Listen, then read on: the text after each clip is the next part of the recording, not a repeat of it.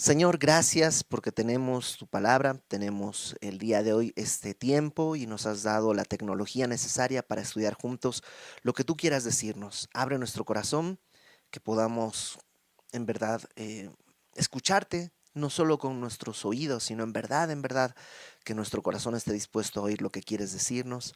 En el nombre de Jesús, amén. Malaquías es este profeta que es el último del Antiguo Testamento, el último de los profetas menores en el orden en el que está en nuestra Biblia y en el orden cronológico, que es en el que hemos visto toda la serie.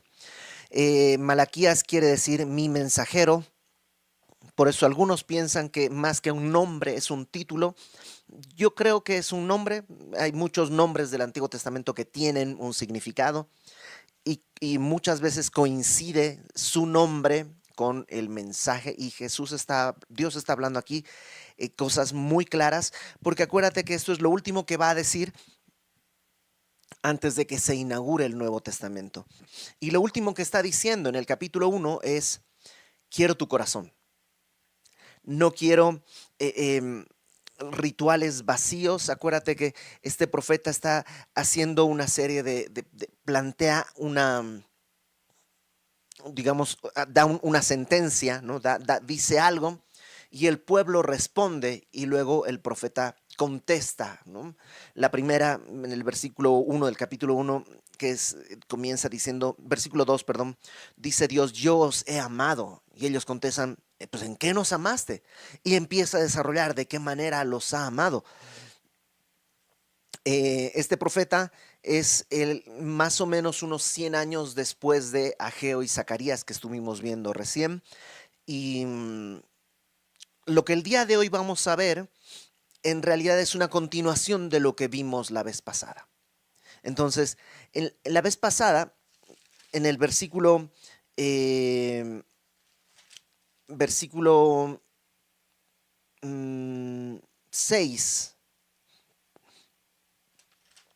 voy a leerlo desde el versículo 6, dice, el hijo honre al padre, el siervo a su señor. Si pues yo soy padre, ¿dónde está mi honra? Si soy señor, ¿dónde está mi temor?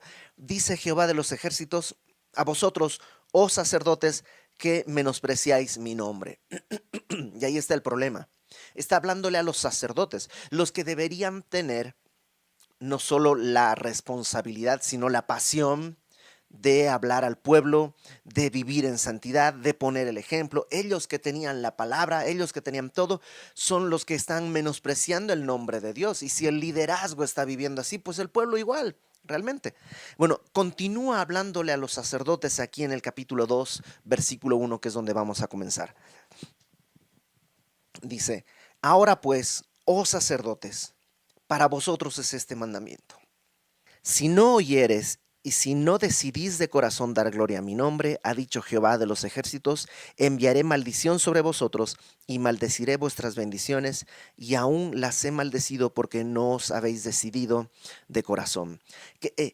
Esto es muy fuerte porque está poniendo hay una gran responsabilidad. No es como que, es que no me nació adorarle, no me nació. Dice aquí, hay una decisión que se tiene que tomar. Y los sacerdotes, dice, deberían decidir, y no solo decidir de mente, sino decidir de corazón. En la Biblia, el corazón es algo, es donde se toman las decisiones más profundas. Digamos que nuestra mente es fácilmente moldeable. Por eso algunas cosas, pues vamos cambiando de opinión conforme pasan los años y pasan, pero lo que está en el corazón normalmente esas decisiones se quedan para toda la vida. Daniel en el capítulo 1 lo vemos que dice que Daniel se propuso no contaminarse con la comida del rey. Es decir, Daniel tomó una decisión. Y aquí está pasando lo mismo. Dice, sacerdotes, ustedes deben decidir de corazón, ¿qué cosa? Dar gloria a mi nombre. Ahora, esto está hablando a los sacerdotes. Y probablemente diríamos nosotros es que yo no soy sacerdote. Bueno, no, la Biblia dice que todos nosotros hemos sido hechos reyes y sacerdotes para el Señor. Entonces, esto nos aplica a nosotros y hay una exhortación a tomar una decisión. Voy a dar gloria al nombre de Dios. Voy a vivir para dar gloria. No quiere decir que tienes que renunciar a tu trabajo, que tienes que hacer cosas raras. No, no, no. En lo que te toca hacer. En lavar trastes, glorificas al Señor lavando trastes. Glorificas al Señor atendiendo bien a un cliente. Glorificas al Señor haciendo lo que sea que ya de por sí te toca hacer. Además de eso, buscas hacer las cosas como para el Señor, pero buscas hacerlas em, para agradarle, para de la manera justa, que es lo que vamos a estar viendo más adelante. Entonces les dice, esto está muy fuerte. Si ustedes no deciden dar gloria a mi nombre, yo voy a enviar maldición sobre ustedes. ¿Por qué? Porque es la promesa de Dios. Dios había dicho en el Antiguo Testamento, en la ley, que están delante de ti la bendición y la maldición. Escoge. Entonces, si tú no escoges la bendición, va a caer la maldición porque, porque es lo que toca. No es que Dios te va a ver como lastimarte, sino que son las consecuencias lógicas de vivir así. Vamos a ver un par de ejemplos adelante muy claros al respecto. Está como aquí sentando la premisa y luego vamos a verlo en específico. Dice además algo que no está muy claro porque dice, maldeciré vuestras bendiciones y aún las he maldecido. ¿Qué quiere decir eso? ¿Cómo maldecir las bendiciones? Algunos piensan que está haciendo referencia, acuérdate, los sacerdotes vivían de los diezmos y las ofrendas que traían y es como que dice Dios, eso va a estar maldito. Y ellos comían eso y están comiendo comida, digamos, que no está bendecida por el Señor. Otros piensan que los sacerdotes son los que tenían que bendecir al pueblo. Tenían que bendecir de muchas maneras. Bueno, esas bendiciones están malditas. Entonces ni siquiera pueden cumplir su tarea, ni siquiera pueden bendecir al pueblo. Y yo pienso como papá, si yo decido no dar gloria a Dios, ¿sabes qué? Ah, no voy a poder bendecir a mis hijos. Por mucho deseo que tenga, por mucha buena voluntad que tenga. Si yo no decido glorificar a Dios en mis decisiones diarias, seguramente voy a caminar en mis caminos según mi propia voluntad, en hipocresía. Y aunque le diga a mis hijos, vamos a leer la Biblia, vengan, vamos a hacer esto, vamos a hacer todas esas bendiciones en realidad no van a funcionar porque mis hijos dicen, nomás este es un hipócrita. Y entonces es muy fuerte, dice, maldeciré vuestras bendiciones y ya lo he hecho. O sea, ya comenzó a hacerse. Ya comienza así. Dios es grande en misericordia, es lento para la ira, pero al final nuestro pecado nos alcanza. Y el pueblo por año tras año ha estado olvidando del Señor y dice, ya está sucediendo, porque no os habéis decidido de corazón. Verso 3. He aquí, yo os dañaré la sementera. La sementera puede traducirse como la posteridad. Algunas versiones traducen como la descendencia. Y sí, o sea, venían ellos de 70 años de cautividad en Babilonia. Tendrían que haber sido restaurados, pero en realidad no va a pasar eso. Viene a partir de ahí una serie de eventos, ya estamos en los persas, luego van a venir los griegos, luego los romanos, y la nación de Israel nunca más se va a reedificar a ese poderío. Y dice, voy a maldecir su cementera y os echaré al rostro el estiércol de vuestros animales sacrificados, y seréis arrojados juntamente con él. ¿Esto está a qué se refiere? Bueno, en Éxodo 29 y en otros pasajes, en Números también, se dice que el sacrificio, cuando tú llevas tu borrego, tu becerro para sacrificar, lo tienes que matar, ¿no? Y luego tienes que limpiarlo. Y las vísceras y el estiércol las tienes que sacar del campamento o de la ciudad y quemar afuera. Y presentas el borrego limpio. Pero ellos, ¿te acuerdas que la semana pasada vimos que presentaban sus sacrificios, lo que les sobraba, lo que no querían, lo presentaban como, pues, oye, se murió ese borrego, pues pues ya vamos a presentarlo a Dios, de todos modos hay que presentar un borrego, pues ese llévatelo. Bueno, llegaban allá y los sacerdotes, en vez de decir esto está mal, en vez de cuidar el sacrificio, pues lo dejaban pasar y hacían esto. O sea, ponían dentro, en el altar del sacrificio para quemar, ponían al borrego con todo y su estiércol. Y es como que Dios dice, yo no quiero eso, se los voy a tirar a la cara. Ahí está, se los voy a aventar a su rostro y juntamente con él ustedes van a salir de la ciudad. ¿Te acuerdas que te dije que se sacaba de la ciudad? Así van a ser aventados de la ciudad. Verso 4. Y sabréis que yo os envié este mandamiento para que fuese mi pacto con Leví. Leví es, no hace referencia a la persona, sino a la tribu. La tribu de Leví eh, en principio había tenido una maldición y es que iban a ser esparcidos por todas partes. Pero Dios convierte esa maldición en una bendición en que hace un pacto con ellos y dice, ahora ellos, los levitas, van a ser míos y yo voy a ser su heredad. Por eso en la tierra prometida no tienen una provincia, digamos, la provincia de está la de Judá, la de Benjamín, pero no hay la provincia de Leví. Ellos, su heredad, su tierra, digamos, es Dios mismo. Y Dios hace un pacto con ellos. Ellos van a ser los que tenían que cargar las cosas del tabernáculo. Tenían el privilegio del servicio a Dios. Dice, yo hice esto, pero ustedes lo han olvidado. Acuérdate que le está hablando a los sacerdotes que vienen de la tribu de Leví. Dice, yo había hecho un pacto con Leví. Ha dicho Jehová de los ejércitos. Mi pacto con él, versículo 5, fue de vida y de paz. Esto es lo que yo pacté con él. Las cuales cosas yo le di vida y paz para que me temiera. Y tuvo temor de mí, y delante de mi nombre estuvo humillado. Así era. Fíjate algunas características de lo que era y que debería ser. Y en mi vida y en tu vida, y en mi vida como pastor, y en la vida de todo pastor debería ser esto. Es trágico ver tanta corrupción dentro del ministerio, tanta corrupción, tantos pastores que son cachados en adulterio, en inmoralidad, en deshonestidad. Fíjate, y sí, hablo de los pastores porque es, digamos, la parte más visible, pero como te dije, todos somos sacerdotes. Entonces, no esquives lo que Dios quiere decirte, aunque creo que específicamente esto puede estar hablando con toda claridad a los pastores. Fíjate que dice el versículo 6. Antes, dice, estaban humillados. Versículo 6. La ley de verdad estuvo en su boca e iniquidad no fue hallada en sus labios. ¿Te imaginas?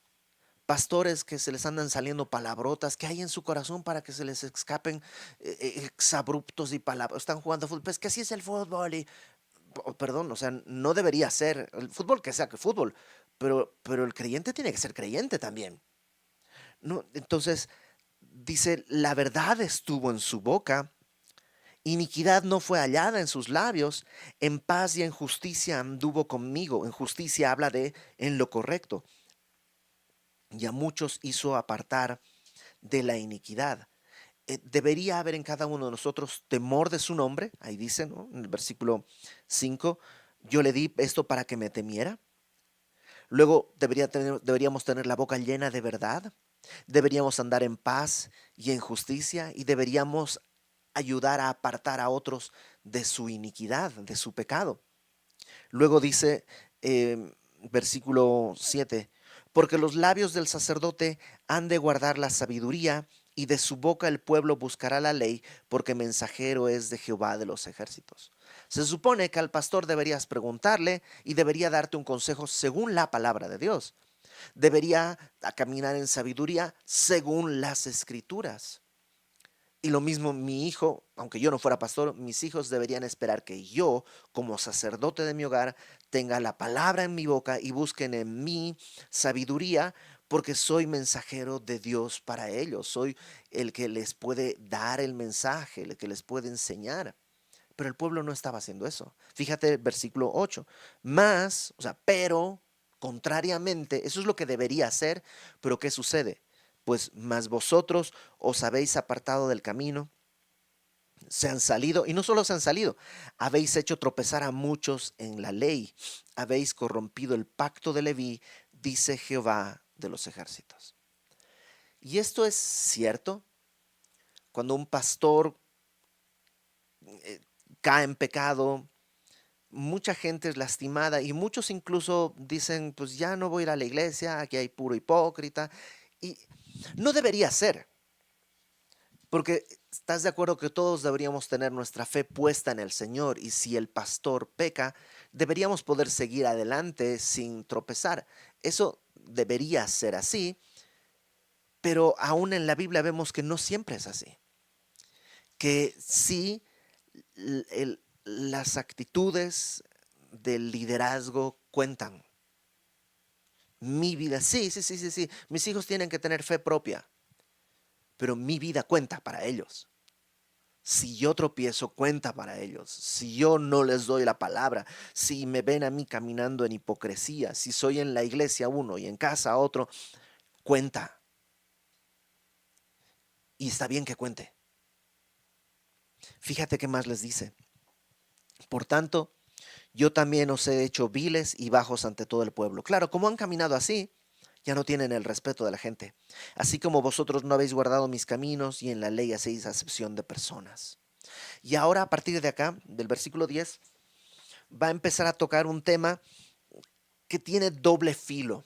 Un tema claro y literal, y hay otro que está ahí escondido. Mira, versículo 10. ¿No tenemos todos un mismo Padre? ¿No nos ha creado un mismo Dios? Y hay que tener cuidado con esta declaración y con el contexto. Está hablando al pueblo, lo que les está diciendo es, no somos todos judíos y no somos todos el pueblo escogido, porque la verdad es que no todos tenemos un mismo Padre, ¿no? Juan 1 dice que a los que creen en su nombre, Dios les dio la potestad de ser hechos hijos de Dios. Solo ellos, los que le recibieron, los que creen en su nombre, ellos son hijos de Dios. La Biblia también habla de los hijos de Satanás, los hijos del demonio. Entonces, eh, hijos de ira.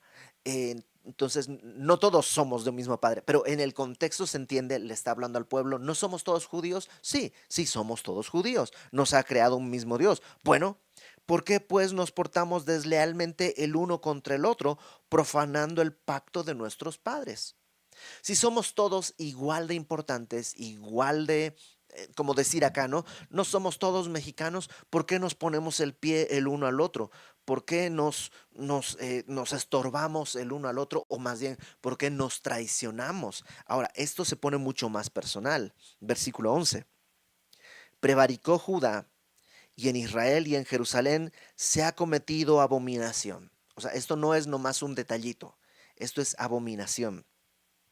Porque Judá ha profanado el santuario de Jehová que él amó y se casó con hija de Dios extraño. ¿Sabes qué estaba pasando? Estaban casándose con mujeres de otras naciones. Se estaban casando en lo que el día de hoy se llama yugo desigual. Se casaban con otras mujeres. ¿Y cuál es el problema? Dios es racista, solo quiere... No, no, no es un tema racista. De hecho, en la genealogía misma de Cristo hay mujeres extranjeras. Entonces no es un tema de racismo, es un tema espiritual.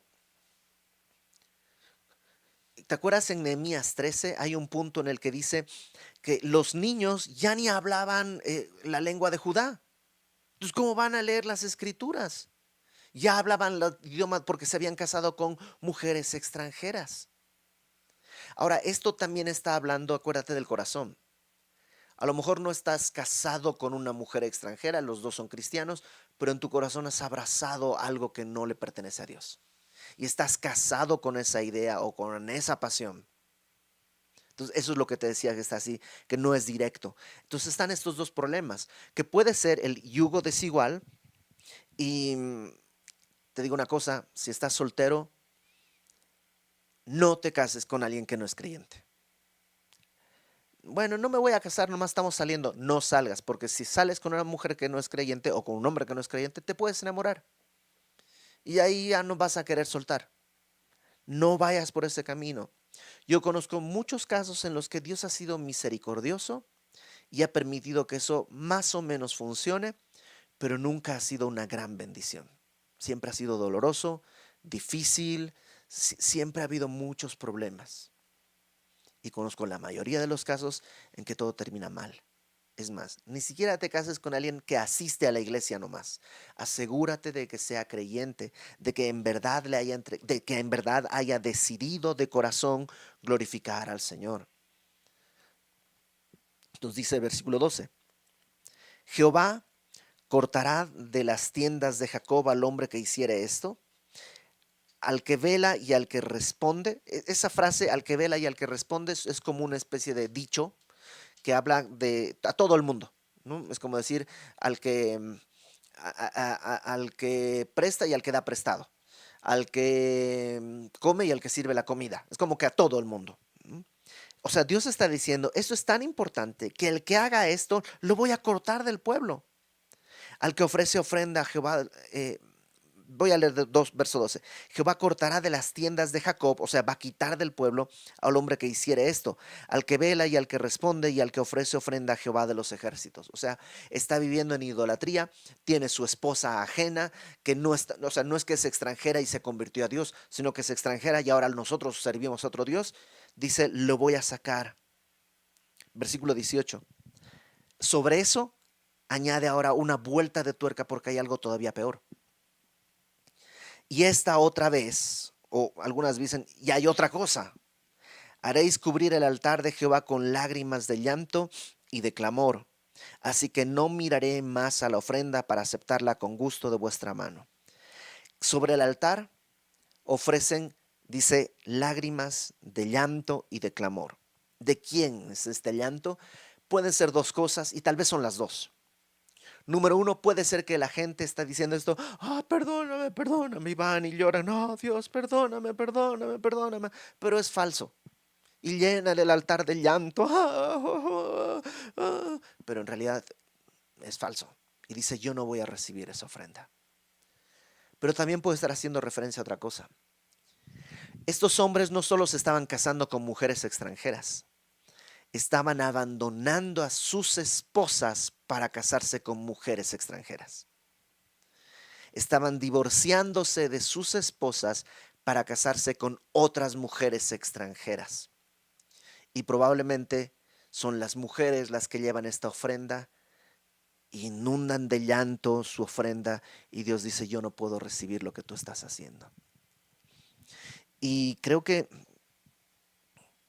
a lo mejor como hombres, permíteme hablar, ¿cuántas veces por nuestra torpeza, por nuestro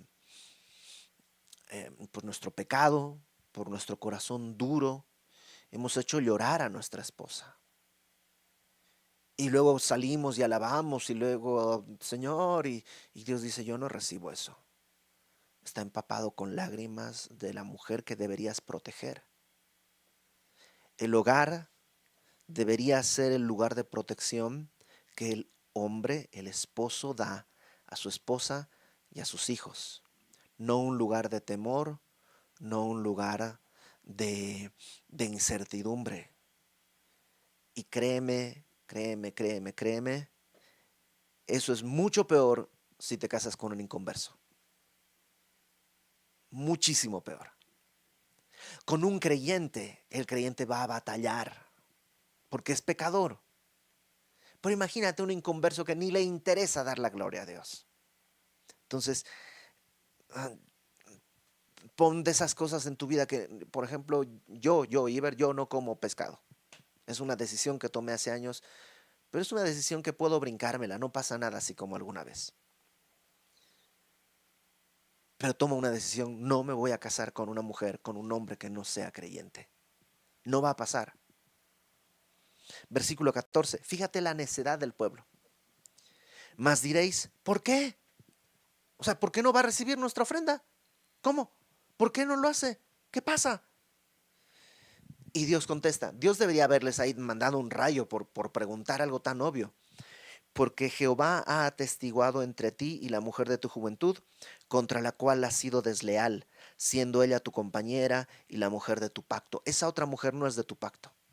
Esa otra mujer no, o sea, la mujer de tu juventud pareciera que está haciendo referencia precisamente a una mujer que te casaste joven y tal vez ya no está joven y estás diciendo, pues ya me voy a casar con otra mujer más joven, no, todo eso es carnal, ya voto a esta mujer, mejor me caso con esta otra. Y Dios dice, yo estoy viendo. O sea, tú crees que tú tienes tus argumentos, no, lo que pasa es que es una gotera en la casa y que no, no, es una mujer necia y ahora esta otra me...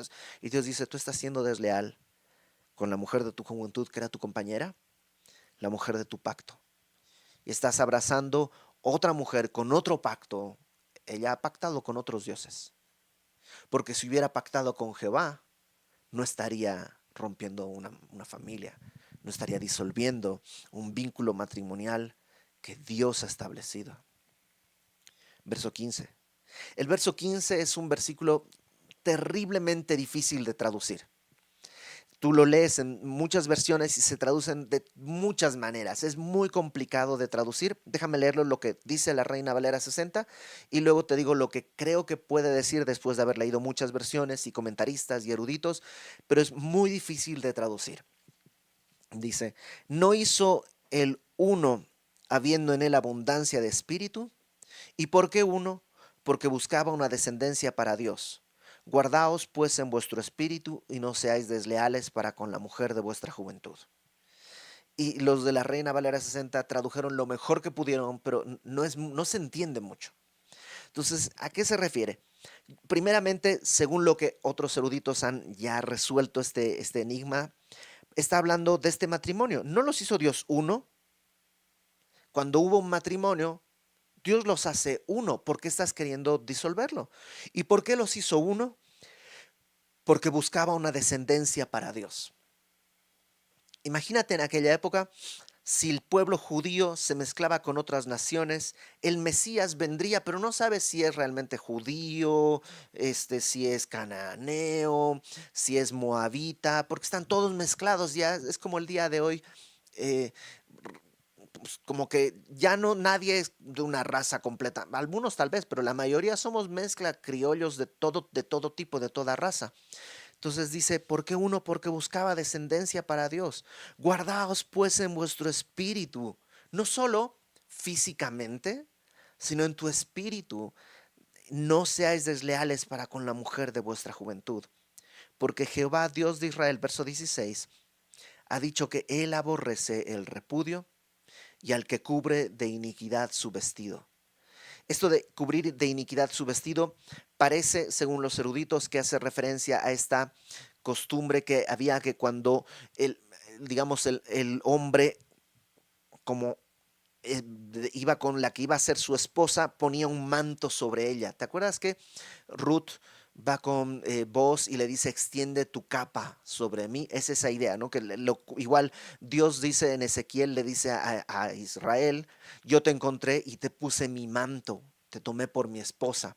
Entonces, un poco es eso. Dios dice, aborrece el repudio y al que cubre de iniquidad su vestido, ese vestido que le había puesto, ahora ya lo cubrió de iniquidad. Dice Jehová de los ejércitos, guardaos pues en vuestro espíritu y no seáis desleales. Dice, Dios aborrece el repudio. Y el repudio habla de eso, que un hombre decía, ya voy a repudiar a mi esposa y me divorcio y va. ¿Te acuerdas que le preguntaron a Jesús, ¿es lícito divorciarse por cualquier causa? Y la respuesta de Jesús es muy clara. Lo que del principio Dios los hizo hombre y mujer, varón y hembra, los hizo. Lo que Dios unió no lo separa el hombre. El plan de Dios es ese. El divorcio es siempre una ruptura en el plan que Dios hubiera querido que sea. Por eso, no te cases con un inconverso. Porque más adelante tal vez el divorcio va a ser la menos peor de las opciones. Porque el divorcio Dios lo concede, no lo manda, lo concede por causa de la dureza del corazón. Si un hombre que evidentemente no es creyente golpea a su esposa, maltrata a su esposa, maltrata a sus hijos, pues a lo mejor no va a quedar más opción primero que la separación y probablemente después el divorcio para poder exigir que haya un pago, una manutención y como que pues sí, la mujer se vio orillada a ese punto. Y sí, en ese caso, pues permanecer casada es peligroso para ella, para sus hijos. Y pues sí, no es la mejor idea, es la menos peor de todas las soluciones. ¿Cuál hubiera sido la mejor solución? No casarte con un inconverso. Haber buscado a alguien que está buscando, primeramente tú buscar, decidir de corazón dar gloria a Dios y hacer tu vida con alguien que ha decidido dar gloria a Dios. Entonces, en ese caso, Dios permite el divorcio. Pero, ¿cuál sería el plan correcto, el plan ideal? Que tanto ella como él tengan arrepentimiento de sus pecados, vengan al conocimiento de la gracia de Dios y decidan de corazón dar gloria a Dios. Versículo 17. Fíjate, esto está muy fuerte. Habéis hecho cansar a Jehová con vuestras palabras. Ahí hablan y hablan y hablan y cantan y adoran y todo. Pero Dios dice, ya estoy cansado. Y ahora ellos preguntan, ¿en qué le hemos cansado? Y fíjate, en que decís, cualquiera que hace mal agrada a Jehová, y en los tales se complace. O si no, ¿dónde está el Dios de justicia? ¿Qué pasaba? Que el pueblo seguramente veía, acuérdate que había un tiempo difícil, no era un tiempo de abundancia, y el pueblo a lo mejor veía que otros pueblos con otros dioses estaban en abundancia. Y entonces ellos decían, o sea, cualquiera que agrada mal, que hace mal agrada a Dios, porque si no, ¿dónde está la justicia? Es como que el día de hoy tú digas, oye, a ver, mi vecino es un tranza, vende piratería, hace negocios truculentos, y ahí está estrenando coche y esta es su tercera casa y pues, ajá, entonces, ¿qué es lo que digo yo? Pues el que hace mal agrada a Dios. Si no, ¿dónde está el Dios de justicia? Y están demandándole a Dios, haz justicia, haz justicia. Cuando no saben que la justicia tiene que comenzar por casa. Y si Dios empezara a hacer justicia, estaríamos destruidos. Pero el problema está en el corazón. En el siguiente capítulo, en el capítulo 3, vamos a ver la respuesta de Dios a esto. Porque Dios va a decir, yo voy a enviar mi mensajero. Yo quiero restaurar. Porque Dios podría decir, ya estoy cansado, vamos a destruir esto. Pero Él quiere restaurar. Y el día de hoy, igual a nosotros, has caminado mal, has tomado malas decisiones, el día de hoy decide de corazón dar gloria al nombre de Dios. Porque si no, vas a acumular maldición sobre maldición sobre maldición. Y otra vez, no es que Dios te maldice porque es malo. El pecado nos alcanza. El pecado nos va a alcanzar. Acuérdate, ten temor de su nombre. Eres un sacerdote para Dios. Dios te ha hecho rey y sacerdote.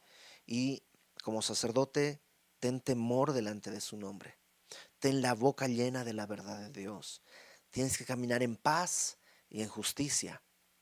Tienes que eh, apartar a otros de la iniquidad y tienes que ser el mensajero de Dios.